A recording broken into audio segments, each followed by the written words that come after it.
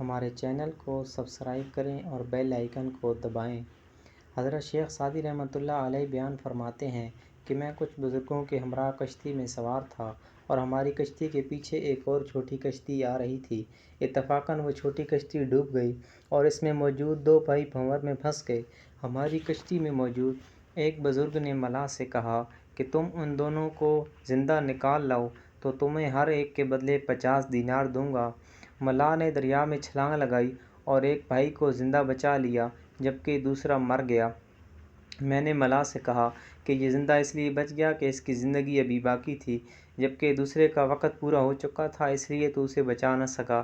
ملاح نے میری بات سنی تو مسکرا دیا اور کہنے لگا کہ آپ کی بات درست ہے، مگر اس کی وجہ ایک اور بھی ہے کہ میں ایک مرتبہ جنگل میں سفر کر رہا تھا اور جب دوران سفر تھک گیا تھا تو جسے میں نے بچا لیا اس نے مجھے اونٹ پہ بٹھا لیا تھا، اور مرنے والے نے بچپن میں ایک مرتبہ مجھے کوڑے مارے تھے جس سے میری دل آزاری ہوئی تھی۔ حضرت شیخ سعدی رحمۃ اللہ علیہ فرماتے ہیں کہ میں نے ملاح کی بات سنی تو کہا اللہ عز و جل کا فرمان حق ہے کہ جس نے نیک اعمال کیے وہ اس کے نفع کے لیے ہیں، اور اگر کسی نے برے اعمال کیے تو ان کا وبال اسی پر ہے۔